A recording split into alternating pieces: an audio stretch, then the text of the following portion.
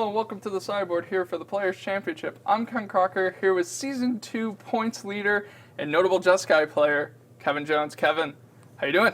Good, man. How's it going? Feeling confident? Yeah, actually pretty confident about this one. Yeah, so we got a Legacy deck tech. Pretty much everyone already knows what you're already playing in Legacy, so like this is just going to be pretty easy, right?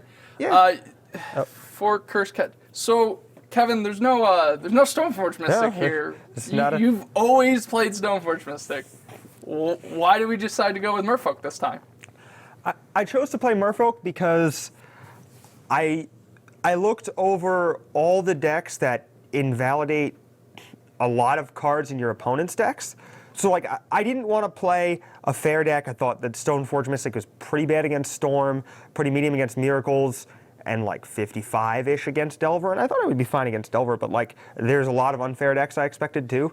And I thought the people who were like middle of the road, like either end of season points qualifiers or like invitational winners and didn't necessarily have a huge Legacy background might just decide to play like something crazy. Okay. And so you're kind of hedging against the guys who may not have an extensive Legacy background. I basically wanted to hedge against like Delver and Storm. Those were the two decks that I thought would be really good against. I thought it'd be really good against Miracles too, but I didn't expect too much of that. Okay. So obviously it's a Merfolk deck, so we got some Lords, got some Curse Catcher, 2 Harbinger of the Tide. Why 2? So I saw lists with 3. I mean, I had to look at other people's deck lists because you're not a Merfolk I've been playing player. Merfolk since Standstill since Metal Misstep and Standstill were good in the format, and I had to look up what people played, and the deck changed a lot. I played it back then, and now it's kind of like it's like a mono blue Hate Bears deck almost. Okay. It plays like a lot of ways to make the cards that your opponent tries to interact with you with like completely obsolete. And we'll get to those choices later. But Harbinger, I saw 3 of. I expected a lot of unfair decks. 1 got cut for a spicy 1-up. We'll see later. The 2 are pretty good. The 3rd probably should be in the board. It maybe should even have been in the main deck. I'm not really sure. I don't think it makes a huge difference. It's good against Delver, but it can still be stifled. So like it's not absurd. But okay. It's good. Yeah. So obviously, more Lords, some card draw, Silvergirl Adept. I mean, if you're playing Merfolk, you gotta have 4 Silvergirl Adept. Silvergirl Adept is great. It undoes mulligans, and it's really good. Sometimes if you don't have another Merfolk in your hand and you're heavy with like forces and images, it's a great card to pitch to force itself because it does it. It has diminishing returns to a degree. Fair enough. I actually hadn't thought about that. But the weird one here, 3 Phantasmal Image. So is this just more Lords? Is this you're trying to catch somebody with pants down and make an Ember Cruel? Like what are we doing here? I mean the corner case things of copying Grizzlebrand or an Emrakul like are very, very minimally factored into the numbers. Again, a lot of the lists I saw played 3, and I thought about playing 2. I never really thought about playing 4. I think that would have been crazy. Okay. It's great because it can be an adept you don't have to reveal for. It can be another Lord. It can be another True Name. Sure. It can pitch to force. It can copy Delver of Secrets and trade with it in a pinch. Yeah. It can copy Nibble Mongoose. You probably won't ever have Threshold, but that's really cool if you can do that. I did that in testing, and I had a nice unblockable 1/1 because there were 2 cards in my graveyard. But they can't kill it at least. So that's no, they can't. It's interesting. So you did mention the True Name Nemesis. The Force of Will, because, you're playing Blue and Legacy. Yeah. The Spicy 1-of, is that the Misdirection? That is the Spicy 1-up. So before I touch on this one, which is great, and there's a process behind it, which I'll try to explain the best I can, time provided. The 4 True Names is one of the huge ways that you do the invalidating of your opponent's cards. Spot removal doesn't work anymore. With the Cavern of Souls, counterspells don't work anymore.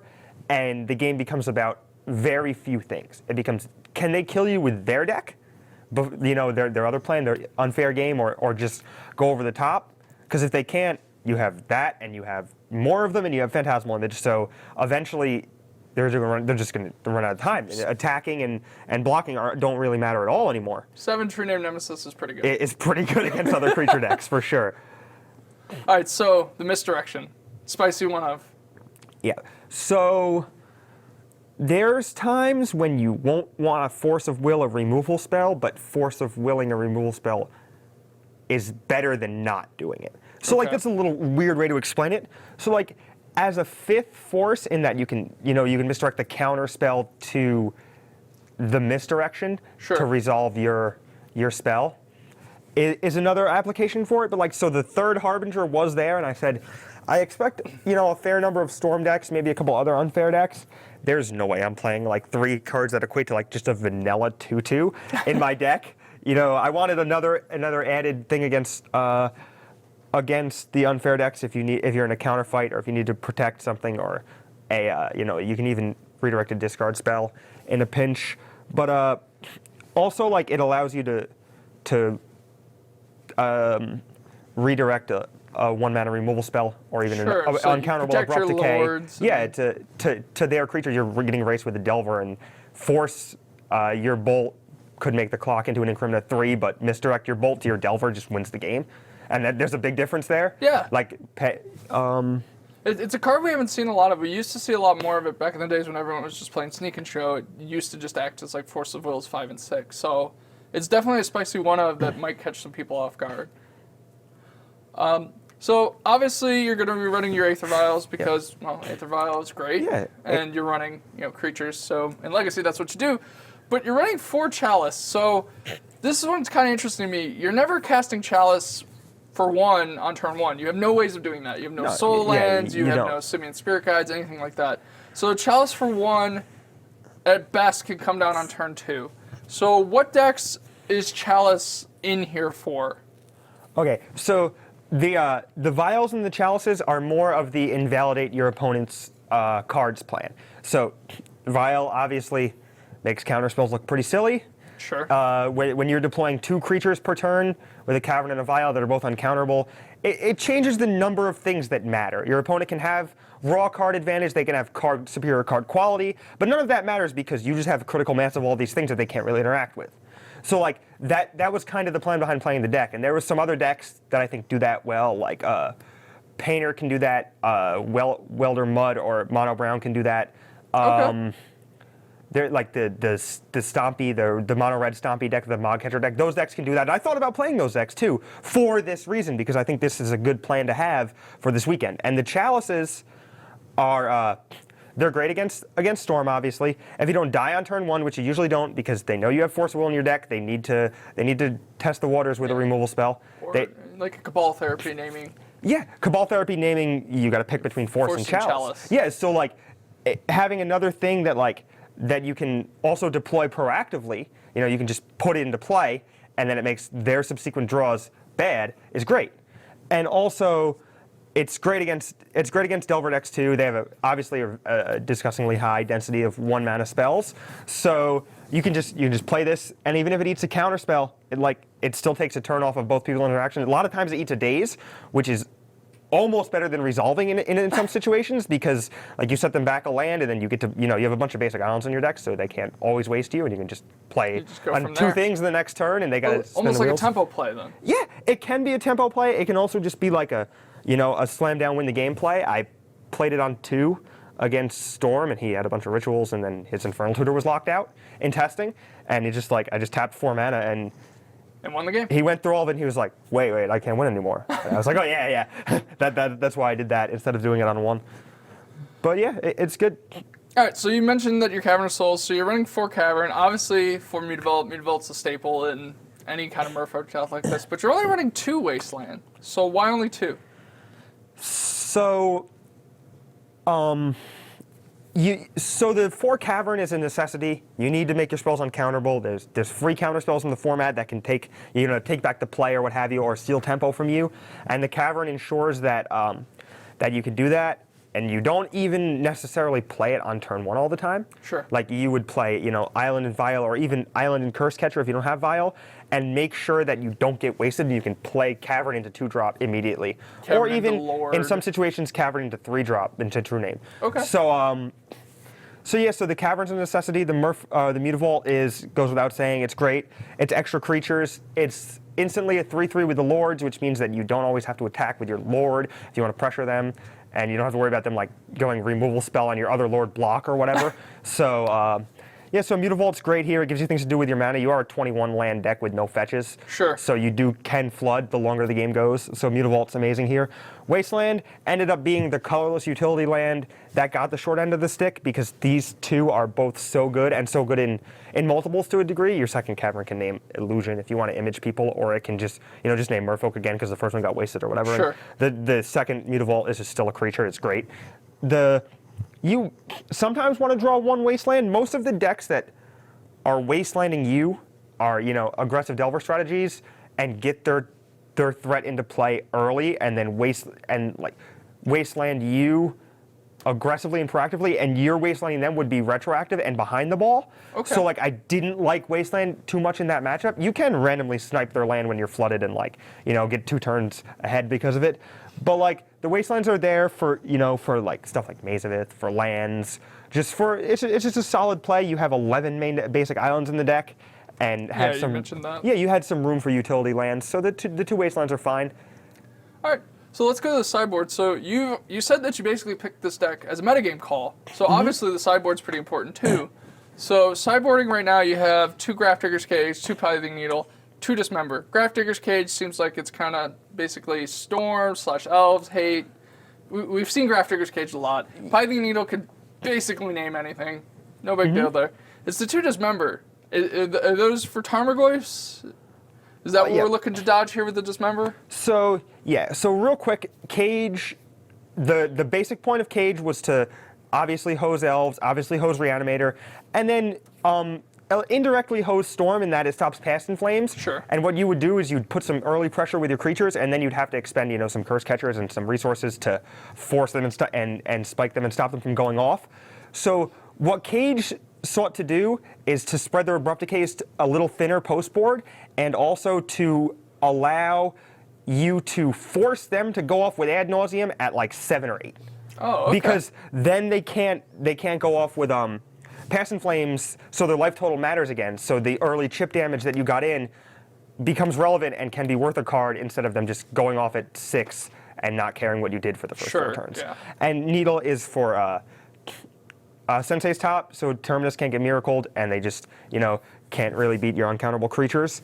It's also for lands because making a 20/20 is a good way to beat this deck. That's part of why Harbinger is reasonable, because Harbinger can beat the 20/20. Yeah, so Harbinger kind of seems to take place. I guess the reason I asked about Dismember is because sometimes you just see Vapor Snag here. Since you are kind of going tempo-y, why not something like Vapor Snag? Yeah, so Vapor Snag specifically is bad because I have Chalice, and the decks I want to Vapor Snag are, again, most likely Delver decks. Okay. And the decks I want to Chalice are definitely...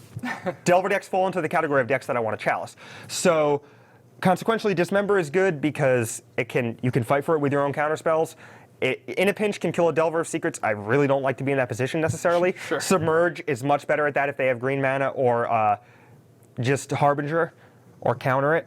But Dismember is great against Tarmogoyf. It's great in a wide variety of matchups. It costs 1 and doesn't get chaliced. So any deck with creatures it's good against. If somebody tries to get cute and play a bunch of Tarmogoyfs or Shardless or Stoneforge Mystic or something like that, you'd bring it in there. Okay. And you'd bring it in against Elves too, which is a pretty bad matchup. Cage is there for Elves, but Elves is not a good matchup. You talked about Submerge being mostly for green matchups, so that's probably Elves, Teamer Delver, Sultai Delver, things of that nature. Teamer and Sultai Delver more so than other ones. Elves is really bad, to be honest. You need to Chalice them and hope, because they can just kill you. They have a lot of things that can kill you, and your clock isn't generally fast enough. So the second copy of Misdirection, just more spice? Yeah, I expected a few Sultai Delver decks, and this card is amazing against Sultai Delver decks. It's a nice thing to board in. Sometimes you don't want too many forces post-board against Delver decks, because it is essentially a fair game mirror. Sure. You're not exactly an unfair deck. You do hedge into you kind of dance into unfair territory, but you're not objectively an unfair deck. So you want a force of will that you can use to counter removal spells that isn't quite as bad as force of will on that spectrum. And yeah, Flusterstorm. So finally, Flusterstorm, interesting, because you're talking about chalicing Storm decks. But if you Chalice for 1, Flusterstorm seems a little less good. Yeah, so Flusterstorm is good because obviously when you don't draw Chalice, it's great. It's a 1-mana commitment. When you draw both, they're both essentially hosers, and in that regard, they need to pick one to get rid of, and it gives you time, and you can commit to the board, only leaving up 1 mana in this regard. And also, the copies just still go on the stack because the copies of the Storm cost 0. So you can just, like, with the Chalice in play, you can Flusterstorm their spells, and they consequently can't cast 1-mana spells, so they're going to be casting 2-mana spells, which makes it much easier for only the copies to force spike them. So Sure. it ends up working out fine in the matchups where it's fine. So your Flusterstorm, the original copy that you cast will get countered, but since there's a Storm trigger, all of those will go on the stack. At least one more will go on the stack, and the spell they're casting didn't cost 1 because Chalice is it's on already 1. Chalice. And you would also slot these in and likely take the Chalices out against Miracles if I played against Miracles. Okay. So like the Flusterstorms would all go in place of the Chalices in that permission tempo-y spell regard. Fair enough.